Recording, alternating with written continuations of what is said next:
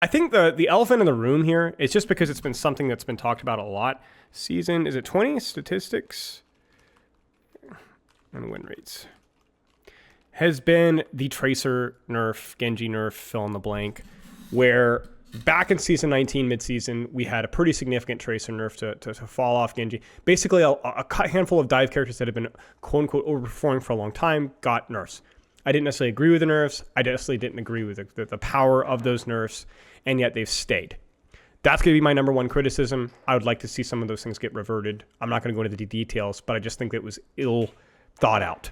I think those characters were only slightly overperforming, especially Tracer, and that the nerfs that they did were just made the characters feel terrible, right? It wasn't just a question of strength. It was also a question of how they felt. I think unquestionably right now, we'll just kind of go like as a global, Vendetta is overperforming and has definitely been overperforming for some time. I think it's kind of inexcusable that she's been left in this state for as long as she has been, especially given the fact that having a character perform this well means that they just get banned every game. There's some pretty obvious nerfs here, specifically to breakpoints, overhead value, and so on. It doesn't make any sense to leave a character in an overtuned state when she's getting banned every game. They need to desperately reevaluate their ban and balance philosophy with new characters. Is Vendetta the most strong character that we've seen in Overwatch 2's release? Not even close. I wouldn't even put her in the top 3, I don't think. Other characters I'm quite certain were significantly better, but it doesn't matter. It's ridiculous. And especially now that you see ban rates affecting this, like this is, you just can't do this. You can't do this. I don't understand why this hasn't been hotfixed. This is hotfix worthyable because when Sigma, by the way, Sigma was approaching this win rate, by the way. I want to say it was 57, 57.5, 58%, somewhere around there, prior to his nerf. He was hotfixed, and rightfully so. You know, I like Sigma as much as the next guy. Definitely one of the top 3-4 meta tanks for me, at least temporarily. But it's absurd for Sigma to be as good as he was, and he got hotfixed almost immediately. Vendetta's received no such nerfs. I don't understand that. He was not over. I don't think he was over 60% for all ranks, but maybe you might be right, Tristan. I just don't get this. This is to me is like such an incredible low-hanging fruit here. This isn't a playtest. This is a live launch. It's just ridiculous to have 59% win rate maintained this long, and it's clearly not a regional thing either. 58% in Asia, which is a very dive-centric meta as well. So it's even rarer to see characters like Vendetta perform this well, and then 58.4 in Europe. It's just. There really isn't a great excuse for it. I'm sure that they've probably been on break. But then we need to like seriously evaluate these slap on the wrists before we go on break then. I'm not saying they need sledgehammer, but we need at least 2 slaps. Like the goal should be that this character should be at like 57, 56% win rate. That's what Weang was after his first nerf. And probably a lower ban rate. Yeah. That's what Weang was after his first nerf. He was around a 56% win rate. Still obviously an overperforming character, but like was tolerably so. This is a good 3% too high. It's just kind of absurd that's there. And you can definitely ballpark those things better, I think. This could have been simple fixes like removing 25-50 armor. This could have been simple fixes like taking 10 damage off of overhead along with the swing nerf where it doesn't actually affect breakpoints that much, but it's just an overhead tank bullying nerf or something along those lines. Spoonlicker, think of the sub. There's just so many things that they could have done with this, and it could have been block recharge rate, all sorts of little fixes that I wouldn't have liked long term. But before we go on holiday, you know, like this is a major criticism. It's like this is just unacceptable. Just unacceptable. It's no way. Now, to move along there to defending the developers, one of the things that I saw a lot and have seen a lot and have engaged in some Twitter discourse, which maybe is not a great thing, is that why no major diva Zarya nerfs? How are the devs stupid? Well, I mean, I know win rates aren't everything, and that's not what we're looking at exclusively. You also have to consider how the character feels. But I feel like this is just such a incredibly easy question to answer. I mean, come on, guys. I mean, what are we doing? Like, right? Like, is that the only parameter? No, clearly not. You know, because if we go here, clearly these tanks are stronger in higher ranks, and that definitely deserves an attention for sure. The minor perks for Zarya and Diva are still very strong, but they're still nowhere even close as good as Sigma. And then they're like, wow, they nerfed Sigma after one. Well, duh. Are you stupid? So this is where I'm going to get a little bit of cathartic release, especially because I'm being sick. I have never seen so much brain dead discourse like I have on the balancing with tanks specifically. Oh, they nerfed Rein. Are you stupid? Do you know what Reinhardt's performance looks like in all ranks? I agree that the nerf was the anti-fun, not the nerf they should have done. They should have just taken 100 shield and called it a day, cross the road later on. But are you stupid? Like, are you stupid? Like, and these are from like actually like players that are relatively well respected. It's like, all you have to do is look at this. I mean, Ryan's not even in the bottom half of tanks and GMN champion. He's still approaching 50%. Now, I'm not going to argue for Reinhardt nerfs, right? And I'm not going to argue that Reinhardt's balance position's perfect in relation to other Brawl tanks. That's another conversation we've had a million times. But Sigma was objectively not just the strongest performing tank, but the second most strongest performing hero, arguably competitive with Vendetta prior to hotfix. And it was just baffling to me to see how dense the discourse was when it was not just a subjective experience that Sigma was winning every game that you're in. He's two-tapping everybody. I played one game as Sigma and immediately felt disgusting. And I like Sigma, right? But from a statistical perspective, and it's like this everywhere. It's like this everywhere. And it has been. Because his pick rate was higher with comparable win rate. Right. So, the output of consistency with Sigma, and this is also somebody that's considered to be relatively map situational too, with built-in limitations around his mobility and verticality and so on. And so it's just ridiculous to me that we were having this conversation. So in the same vein of me being critical of Vendetta, I'm going to be very positive about the hotfix to Sigma. I'm glad that Sigma's having his time to shine. I still think that he's overtuned. I would really like it if we didn't have certain heroes that were 54% plus for extended periods of time. I think that the goal should be like, if I'm just to pick a random number as like a guideline, not that number's the only thing that matters, it would be nice to have like 53, whatever percent. Like I look at somebody like Lucio. I think Lucio's a great example. Lucio's been overperforming, quote unquote, for a long time, but he's never really broken 52, 53%. So he's never really felt oppressive, right? He's always been strong, and that's fine. I don't care if Lucio's 53% until the end of time. Is a top-performing sup. People love him, and he is a staple of. Yeah, exactly. Literally taking the words out of my mouth. This to me feels perfect, right? Like he's still very much a skill-based support. He's a lot of fun to play. He's a good character to have at a highest win rate, and so I don't really care. I'd argue the same thing with Wing to a lesser extent as well. Okay, fine, sure, let it go. But I think that like I would be critical that we keep having this happen. And within certain rules. Not very often, but too often for me. So that to me is, I think, like the discourse to me, like wrapped up in a nutshell around Reinhardt, around Junker Queen. Junker Queen Nerf was another one that people were just being purposefully obtuse about, I swear. She's still the third most performing tank. And even if you go with the Grandmaster, she's still performing fine, 50.8. And as always, it's not that discourse is not allowed about how certain things feel. My criticism is that I get criticized about putting too much information on the stats, which is horse manure, because we've always looked at it within context. But the irony is that people will criticize me of looking too much at stats when that's all that they're looking at. That they will construe, twist any number of stats to, and then they'll say then their solution will be just a net nerf, some random nerf, not realizing that the reason why they're so desperate for Diva Zarya. You guys are killing me with these bits. The game can tolerate all the way sure. Up to 56 to 57%. Well, yeah, there's some nuance there with pick rates for sure. But I guess my point being is that like when you look at like let's say Zarya Diva, right?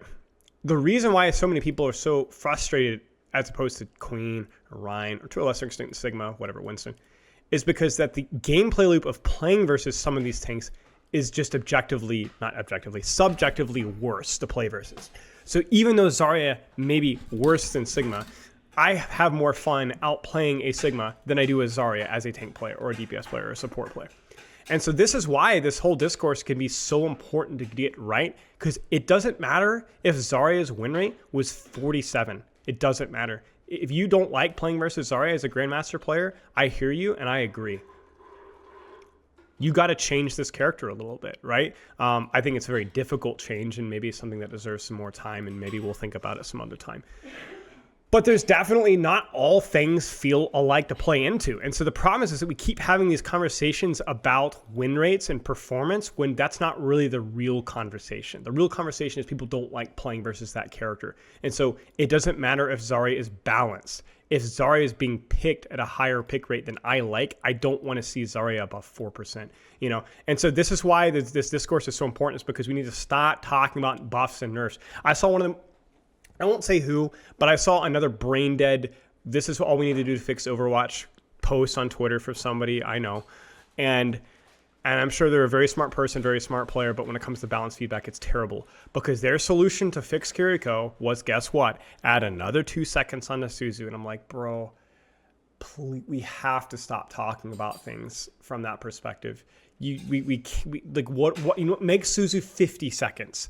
Let's give Zarya a 14-second cooldown on a bubble. It doesn't matter. Like, some things can be fixed with number tweaks, some things just can't. Some things just fundamentally need a retooling with how they work.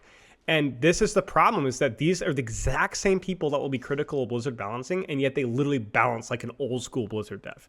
Just randomly tweak some numbers, hope that works. It's not what needs to be changed. So I know I'm the rework, the design thing, but we have to start having legitimate conversations about like the way that we tweak these things. And I trust the devs a lot more than I trust the randoms nowadays. Back in the day, I actually trusted the randoms more, but nowadays I trust the devs a lot more. But the devs obviously still, in my opinion, have some more work to do. I think the recent patch was actually pretty good. Not the mid-season, but the new seasons patch. Where we had, you know, some questionable buffing and nerfing of certain characters, but a lot of the design choices were actually pretty thoughtful, pretty interesting, definitely added some complexities, which I liked a great deal. Like the Juno, you know, the crit perk. I'm trying to think what else. There was a couple other changes. Can somebody remember? Bastion's primary fire was like definitely too much of a buff. They should have nerfed his damage, but it's good that they're recognizing that his recon form is trash, and it's all right. The Echo Flight, the Freja one, right? I know Freja is still trash, but like there showed some long-term vision, and I think like that's the kind of stuff that we want to see. But it's annoying because we see, I'm surprised Freja's maintaining 44%. It's actually pretty impressive. But it's a little bit irritating because that was actually a pretty decent long-term patch. Just the balance wasn't that good. That was a great example of a bad patch, but a good design patch. You get bad balance patch. But anyway, long story short, you got to start thinking long-term. You have to start thinking long-term. And it's really easy to get on Twitter or social media and just preach about how bad this balance patch is from a short-term perspective and get a lot of likes because people are very stupid and they just want their bread and circuses right now, and they have zero care about the consequences of long-term, and they'll be the exact same people complaining in a month from now from the exact same things that they were asking for the previous month. Exact same stuff. So you have to have a vision long-term. You have to tune out the noise from people that look like they know what they're doing and they don't actually know what they're doing, especially higher ranked players. And so on. So that's my little rant here. And then now we can kind of delve into what I think needs to be changed based off of some of the parameters that we're looking at here. And we could start with tank here. Any questions so far? I know I've been ranting a little bit here, but I hope that kind of all makes sense. And that's kind of like the direction that we're going to go from here. We're going to look at this from a balance perspective and give some guesses or prayers. I guess by the time YouTube sees this, it will already have happened. But yeah. Did you see Cap and Hawk saying Zen should have 275 HP pure losing Kiriko play? Yeah, I mean that's actually like an insane statement. Like, I respect Cap, Pathology, and Hawk actually a great deal. I actually think they're both very smart at what they do. But saying Zen should have 275 HP is like absolutely insane. Like, actually one of the worst things you could possibly do. Zen's already on a knife's edge right now where he performs decently on maps and situations across the board. Like, even if you go to GM, he's still not like an absolute gutter tier support. He's still like middling, right? He's just never ever found his way in pro play because he completely lacks mobility. He completely lacks the layering potential that so many other supports have. But having 275 HP Zenyatta would instantly propel him to 55% win rate at least. Instantly. 100% pick rate. His pick rate would probably skyrocket to 20-25% instantaneously. And that's it. Instantly. Now, I like Zen. Zen's one of my favorite characters to play. But what Zen needs is more survivability through not HP. His hitboxes does not match the visual hitbox. It's the number one change that Zen needs. It's a better visual matching hitbox. I've been saying this for about 3 years. And then you could start to argue with like cooldowns on Harmony, Discord, or being able to use your abilities during Trance so that Transcendence is a more consistent output. So you can use your ability during Trance, so that's a much more consistent layering utility option. And then that's probably it. And then just leave him as is. And you could even consider nerfing some other aspects in. He doesn't need anything else. You could nerf his kick probably. Yeah, we've talked about kicking to jump, high ground, right? But like that's a great example of like it's such a pro play bias perspective because they see Zenyatta not being played in pro play, and they don't really fully understand why. No offense, and they give him something that will make him being played in pro play through sheer freaking not hubris, just raw power. Like if you buff Zen to 275, he still has exact same major problems in pro play that he has before. He's too slow. His layering potential is really bad compared to other support ults, and his utility is inconsistent. So it's he's just gonna raw force himself into pro meta, maybe, and then that's it. You brute forces in meta. It doesn't come naturally through the character's utility improving or the situation improving. It's just raw power. And we've seen that before with other characters. We saw that with Bastion at times, prior to many of his little tweaks to where, like, I think now he's in a better state, but like back then we just saw Bastion be kicked because he's just ridiculously overtuned. Yep. One, choose Two, can you eat anything or no? I can eat. I'm good for now. Okay. I'm good for now. I'll leave you food to the side. I made you a little snacky. Thank you. Before football. Jess is going to pick me up because Diane asked for help with adults tonight. Okay, thank you very much. Do you need me to get getting ready for you before tonight? Maybe. The usual. What color do you have to wear? Black and white. Black Or white. Like, okay. Yeah, black or white. Thank you very much. Yeah, you're welcome. A good example of this, by the way, coming naturally, I think, is Venture, where Venture received like a lot of quality of life changes, specifically with the cooldown cycling. And then all of a sudden you could actually like consistently apply pressure with Venture without dying. And then all of a sudden you start to see Venture pop up in the meta occasionally, right? Like, but if you'd had Venture in their original state with the way cooldowns worked, and then Venture popped in the meta, it would have been because they were grossly overtuned. I'm trying to think of another good example here. I think actually Ashe is a good example of somebody who's kind of brute forced her way into the meta because she still has some of the systemic issues that she's had before that haven't really been addressed, but her competition's weaker. I think Pharah's time in the meta was actually pretty natural. That coincided coincidentally with her rework, which was good. Yeah, but there's been some characters that have like kind of naturally become part of the meta because they have become more cohesive, more consistent, high-level player heroes. And then we're talking about 275 APs then. No. So I think even Symmetra, you can argue, is actually become a pretty natural part of the professional meta because of things like the way that her turret wall hacks, the way her teleport has changed, and so on. Projectile speed of her alt fire has become a much more natural part of the pro meta. And you could I also think that like Vendetta, she's a new form of counterplay that people aren't used to, so yeah, once she doesn't yeah, for have sure. the People have to get power used to brute it. Force value, she'll gradually diminish WR over time as people adapt. Is it bad take to think the tank passage should make CC last long with signal moment? Yeah, I don't think it's a bad take. It's a good question. So, but yeah, okay. Let's talk. Let's actually get to the nitty gritty here. Pretty clearly, Sigma still needs a nerf. I think Sigma is still overperforming. We talked about, like, I don't really have a problem with Sigma being a meta tank. I like, he deserves his time as any. I think Sigma is definitely in the top handful of tanks that I enjoy playing with and against. He has some pretty baked in limitations, but has ways of outplaying those limitations. I think, like, if we were just to kind of pick an arbitrary number, like we said, that 54, I just don't really love that 54%. I definitely think he's still overtuned. I think he's doing too much. What you nerf, Sigma, there's a lot of little knobs that they could tweak. It's not really important what they nerf, to be honest with you. Anything. He needs a slap on the wrist. I think they could nerf Rhine Queen again, but I don't think they will because people would cry about it. And I think that they are a little weaker than they were before. Beyond that, I don't know if we will... We might see another slap on the wrist for Zarya Diva, but it needs to be very educated slap on the wrist. Like it really needs to target high ranks specifically. Zarya especially, because you really don't want to trash how they're performing in lower ranks. And based off of that parameter as well, I really, really hope that we don't see a major buff to the bottom dwellers, right? Like I don't want to see anything for Roadhog, really. I don't want to see anything for Orisa, really. And if we do, it needs to be very healthy. I think Orisa, there's definitely more knobs that you can tweak around her speed and so on. But I don't think, Europe Diva's definitely overperforming at the highest levels.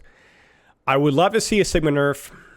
I would love to see maybe even a slight something like a Winston buff just to add some meta variety. I wouldn't mind. I think Winston's one of the best meta tanks to have, maybe the best. But Malga seems to be in an okay spot. He's a bit better. Ram, leave him in the gutter. Roadhog, Orisa, leave them in the gutter. If anything, give them something that's a little bit more skillful to squeeze out and not something that's just free value. And then if you're going to nerf Zarya Diva, which I wouldn't mind if you did, it needs to be high rank targeted. So it needs to be stuff around like the boost or boop damage. That's just not really important breakpoint wise for ranks that are below Grandmaster Champion. It needs to be the ability for Zarya to maintain charge through all fire. Like you could nerf that perk again, probably, and it would affect higher ranks more than lower ranks. Yeah, absolutely. It's the perks for sure. Just things that a higher rank player are going to abuse more than a lower rank player. And that takes obviously knowledge of how the game functions. It functions not differently in higher ranks, but they're going to squeeze more value out of certain facets, you know? Yeah. So that's my prediction and or preference for what they do with tanks specifically. Be a good buff to Winston be like buff to his quick melee? Not really. I think with Winston, it would just be as simple as like time to charge alt fire, or, you know, a 5 damage buff to his zap, or, you know, a small buff to primal rage, or like there's a lot of knobs that they could tweak. So any thoughts on top 500 at the moment? We're not going to really talk about the challenger thing. I know it's a bit of a train wreck right now. I've already given my thoughts that yes, it's flawed. Yes, it's a good idea. As in the execution is interesting to say the least. But I trust for the most part that they're going to sort it out, and like it's just going to be a matter of time. If, you know, months go by and we don't see any significant improvement in that process and that system, then we'll put out a hit piece. Let's put it that way. JDH, thank you for the sub. But I'm willing to be a reasonable human being and be like, yeah, they've given me enough reason to give them the benefit of the doubt here, and it seems like a good idea. If they don't follow through, then we're gonna complain. We're gonna make a problem. But for now, we're fine. I don't like overreacting for content. To me seems like disingenuous. Doesn't seem honest. I'm not saying that people that are complaining about the system are honest. I'm saying for me personally, I've said what I've said. I've given feedback from it already. I've hooked them up with pro players to give them feedback already. And so I have done what I can, and we will give them an opportunity to fix it. So that is that.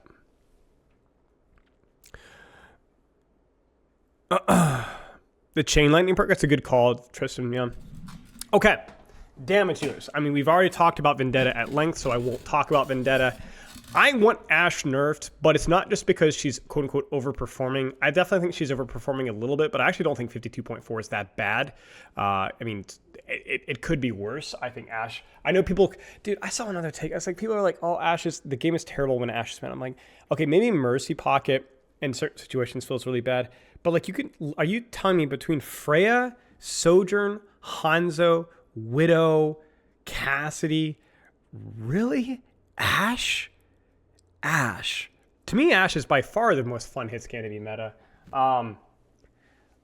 Just way more fun to play into, way more counterplay. I do think she's overtuned, and the reason why I want her nerfed is because I think that the buff that they gave her when she was already doing okay was just a really tone deaf buff.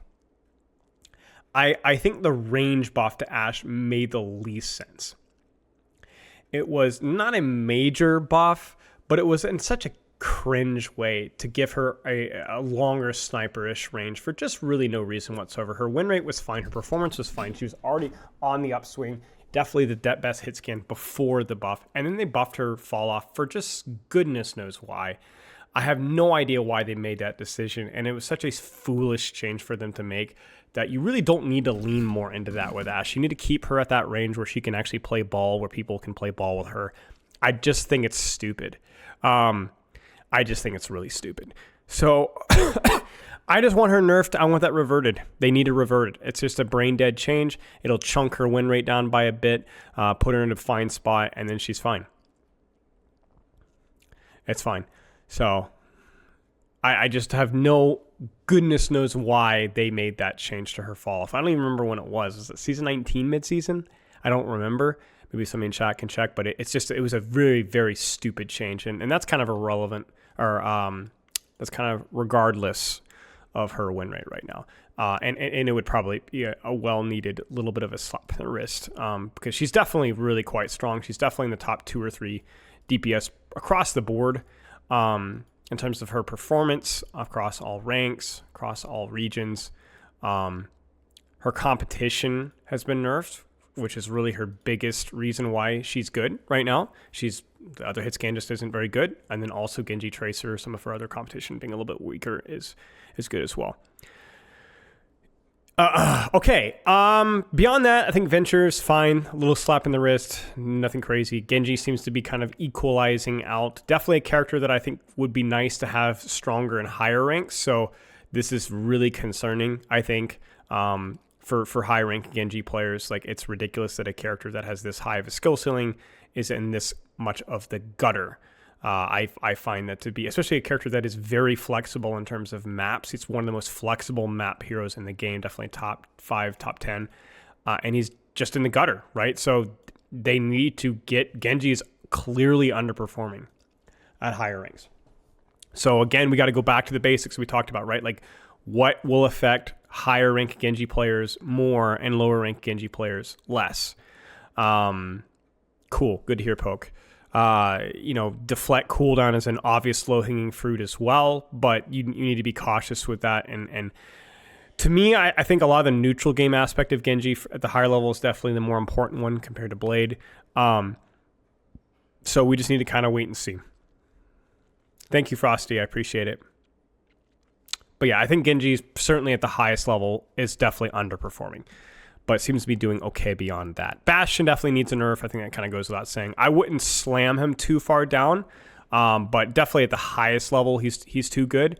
I would probably start with either DPS on recon for him, a minor nerf here, but I'd actually think that now that we actually have a pretty reasonable neutral game with him now, I actually don't think nerfing his perks would be a bad choice now. So I've actually called for nerfs to his perks since his release, since the perks came out rather, because I just think the nade reset's just too freaking strong. You could probably argue that the other major perks are too strong as well, but maybe a little bit less so. The nade reset is just ridiculous. Like, it's just actually insane. So I would say probably nerf that perk. I've already discussed exactly what I would do, which is remove the nade reset on going into your turret form. That needs to not be, and you can get it when you come out of your turret form and when you come out of your ultimate. Very reasonable. So it's still a very solid minor perk, but you should not get your nade reset on going in. And then if you could continually nerf the recon damage a little bit, just so that its DPS is higher than it used to be, its consistency is higher than it used to be, but it's not as strong as it was right now, and then that's probably fine for right now. Just a pretty solid slap on both wrists. And again, it would definitely affect the higher ranks more, because again, if you look here, Bastion's actually not super good until you get to Grandmaster Champion, which is weird, but can you guess why that's the case? Well, it's the nade perk. It's the nade perk. It's not something that the lower ranks are using. I still see way too many Bastions using the ult perk, which is fun and fine, but it is situational and they use it a lot. And so they don't leverage the nades. And the nades are really where the skill output of Bastion, the kill output of Bastion comes from. And so that's what you need to target with your nerfs. Now, I like nade.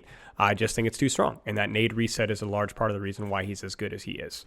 So this comes, again, like the Genji, it needs to be a target nerf as opposed to a targeted buff. Greater than form, greater than nade, greater than unform, greater than nade.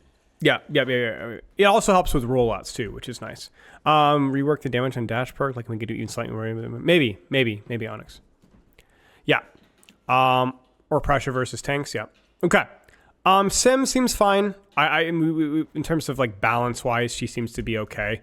We've talked about if you wanted to nerf Symmetra, then you can definitely just nerf the wall, nerf the teleport HP. We've talked about that. We won't go too in detail. I think beyond that, we'll look for some outliers here. I mean, Tracer's just too bad, man. Like, she feels just so much worse. Like, she's the highest. I mean, this is just ridiculous. This is in Grandmaster, 48% win rate. And a lot of this is deflated as a result of overperforming DPS as well. So, you look at Ashe, a little bit of power creep, Bastion power creep, obviously Vendetta. That directly steals win rate percentages away from other people. So any nerfs to these characters are going to be indirect buffs to Tracer. However, even given that, this is just absurd. Like, it's just such a... 4.6% pick rate is just dark. That is just dark, dank, darned. Like, it is, what a disaster of a patch that was, of a change. Like, just, and it's not just a question of strength as well. It just feels terrible. Tracer goes from being one of the more picked DPS, I'd say top 6, I believe. So she was like in the top 6 or 7 picked DPS, and now she's in the gutter. Which, the thing about Tracer has always been that, we talked about this last time we did one of these, right? So I won't repeat myself too much, but when Tracer is decent or even really strong at the highest strengths, she doesn't trickle down as much as other characters do. Even Genji trickles down significantly more than Tracer and affects lower ranks. Tracer does not. Tracer, even at her heyday prior to her nerf, was nowhere near the strongest DPS and the lower ranks, in most ranks. And that's really important. That's why that character deserves to be treated a little bit differently. Winston's a similar character. Lucio also similar character who deserves to be treated a little bit differently because they don't have as many negative consequences. Now, did Tracer need a nerf? Sure, absolutely. But this is absurd. This is just absolutely absurd. So, revert the change, unquestionably. If Tracer does too much damage, then 5.5 with the normal spread is absolutely fine. This is just kind of cringe. And I see no defense for this change whatsoever. Quickly moving off of that here, shockingly giving Cassidy a longer hinder for whatever reason did not affect his win rates much at all. So who could have seen that coming? Still one of the most bizarre changes of the last patch. It's like they're like, let's just make this character more annoying to play into without affecting their performance whatsoever. Thank you very much for that. And then the last one we'll talk about here really, really quick is Freja. So, by the way, if I skipped your hero, I'm sorry. We could talk literally all day about balance, but we're just going to try to hit the high points here. Freja just needs 250. Needs 250. I gave them the full list of things that they need to do with her. The 250, the using your dash during your ultimate, maybe even a 2-second reduction of updraft or whatever, or a 1 second, whatever. I honestly, this sounds, I know there's going to be some Freja man in chat that's going to shoot me dead, but I was surprised at how well Freja did. 44%, given how awfully her breakpoints were butchered. I was expecting worse. I was straight up expecting like 40%. So this is honestly a really good sign. Because if you bump Freja to 250 and do nothing else, not the dash cooldown during your ult or the updraft cooldown reduction, whatever else. This alone, yeah, it could just be a specialist. This alone, that alone will bump her win rate by like 3%. Just that. 3, maybe even 4%. So we could all of a sudden see Freja being like a middling DPS just off of 25 HP. So she's still way too noisy with her bolts. I think that's just more of an audio design problem with the character, which is rare for Overwatch. I feel like Overwatch is usually good at this stuff. I feel like Freja is a rare miss. But that's really encouraging, not just for Freja fans, but also for like people that want the game to be in a healthier state, that she's not as bad as we thought that she would be without her breakpoints. So, yeah, we will see. We will see. Okay. Fingers crossed. let's keep going. Anything else to say? Like, I know there's like the obviously low-hanging fruit if we could talk about Junkrat, but I think Junkrat, not really a whole lot to say. Feels pretty good. Projectile speed change felt pretty good. Her matchup, or his matchup versus Vendetta is hilariously good. Nothing really else more to say.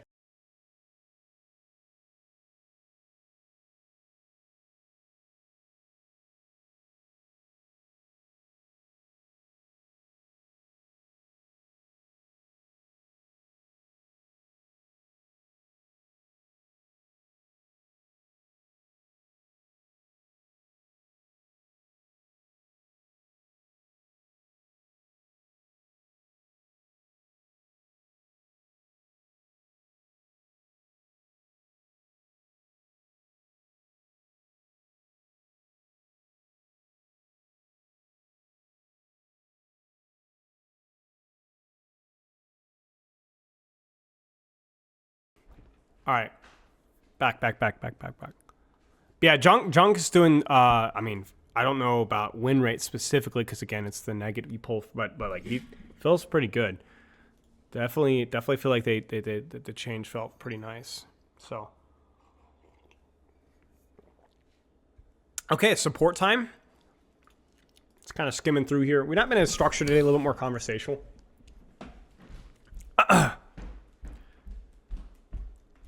I think support's...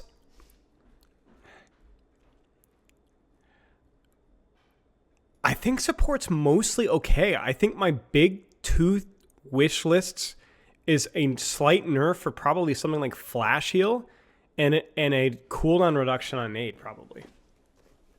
I'd like to see Ana jump up a little bit because she's just such a good character to have be part of the meta. But I think support's mostly okay. Yeah, any changes for support, I just don't think are balance-related changes. Like, obviously, Kiriko's a train wreck, you know, and we still have... You know, Weaver felt like went kind of the wrong direction for a little bit. You know, Mercy's still Mercy, and so on. You know, we could go... We've talked about this a million times, but I don't think it's too bad. I think it's nice to see characters like Lucio. I think the Juno headshot change has felt really nice. Wing still fine. Briggs a little better. Ana's mostly okay, but definitely a little underpowered. Yeah, Flash Heal definitely is a bit problematic, and I think it's a large part of the reason why Mercy's doing okay is because Flash Heal is so incredibly strong. Yeah, by far the biggest surprise for me has been Mercy's performance in higher ranks. It's been by far the biggest performance, and I think any of her fall off has been maybe more Vendetta related than anything else. But I think Mercy's definitely doing too well in high ranks, and I think Ana's not doing well enough. And so I would like to see like a cooldown reduction on nade. I mean, I've been like to see a cooldown reduction on nade since the dawn of time. I don't know why this thing is 14 seconds. I think other than that, I don't have too many short-term complaints, right? Like, most of the things I think that would need to be done are more rework or kit design shifts more so than anything else. If Winston got buffed, do you think we see a buff on Ana win rate? Yes, 100%. Yeah.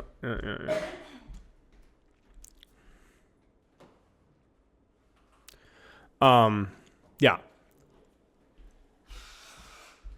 And Mercy's also benefiting from Ashe, but I don't think that that's necessarily enough to justify her as an outlier yet, because Mercy's being paired with any DPS is a thing. Like you can't go, oh, well, Mercy's win rate's buff because of X hero. Because you could say that about Ashe, you could say about Pharah, you could say that occasionally about Bastion, you could say about Echo, Hanzo, Widow, you could say that about Soldier, you could say about Cassidy, you could say about Sojourn, you could say about Freya. So like you can't, Mercy's a problem in of herself, and you can't just say, oh, well, the meta is favorable. The meta is only disfavorable for a Mercy in ranked if it's a hard dive meta. Every other meta doesn't matter. She's fine. Yeah, I mean, the thing support short-term wise, I don't think it's a lot. I would love to see some more long-term vision changes, but if you really wanted to split hairs, like I said, a little slap on the wrist for something like Flash Heal, a little cooldown reduction for Ana, and then let it roll.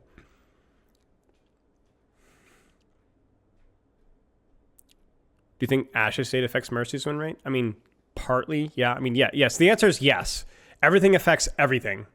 It's a symbiotic relationship, right? Like this is a complex ecosystem, right? So everything will impact everything. A Life Weaver nerf will impact Roadhog's win rate. You know what I'm saying? Like everything affects everything, you know? The question is how strong is a correlation, and is that the only correlation that we should be putting attention to?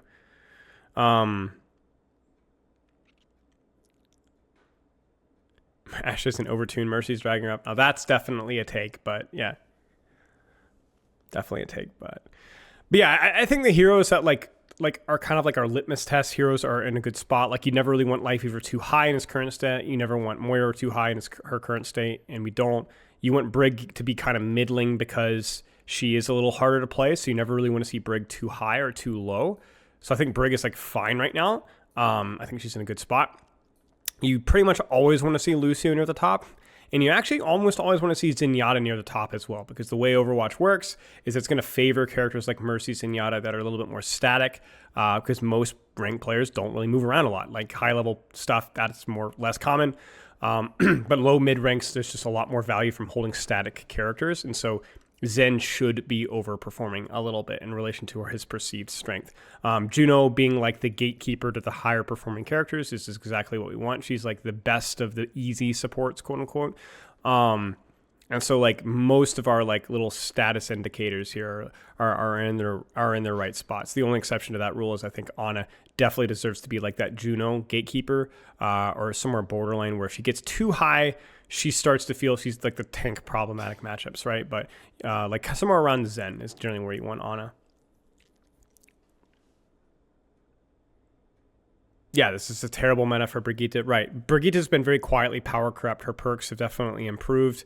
You know, bash damage being buffed is a big deal. Armor pack buff was a big deal. There's been a couple of things that have definitely made her a stronger character. It's just a bit of an unfriendly meta. You got damage boosted Ashes and Vendettas. No meta all feels 100% right for Brig. There's a lot of unfriendly heroes, but yeah. And yeah, Brig also has legitimately, I feel like along with maybe even more than Doomfist, I feel like Brigitte's quality of life / bugs fixes are, I don't play every character to like the nth degree to where I notice every single bug, but I feel like with Brigitte, the number of times that bugs or goofy interactions kill you, it has to be more than almost any other character. Like every game I play Brigitte, I die or something bad happens because of a bug or something goofy. And I don't think you can say that about 95% of characters. And so that's actually a really good, bad sign, right? Like you fix half of Brigitte's problems and you probably just off of that buffer win rate, you know? So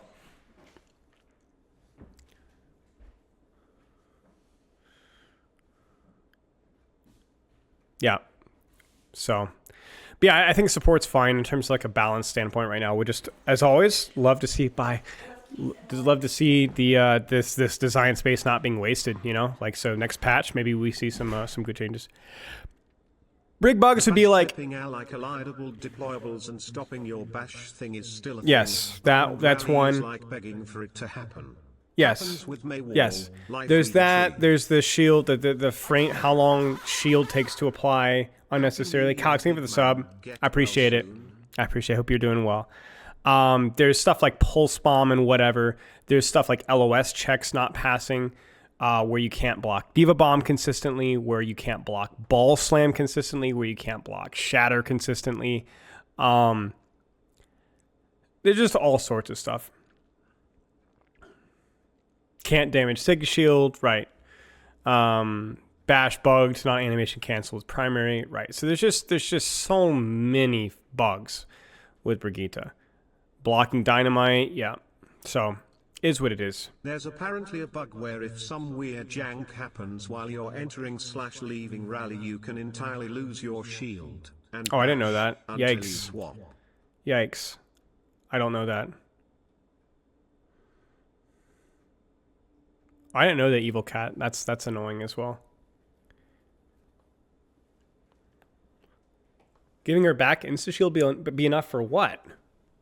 For win rate, I mean, she doesn't need any of those to be decent win rate wise. But if you think about like what the character needs to feel right and fun to play, then she needs kind of all of them, right? Or most of them, right? I mean, that stuff starts to affect your enjoyment of the character. That's every single time I play Brig, I get frustrated because I'm like, this shouldn't have happened. Like I blocked that, right?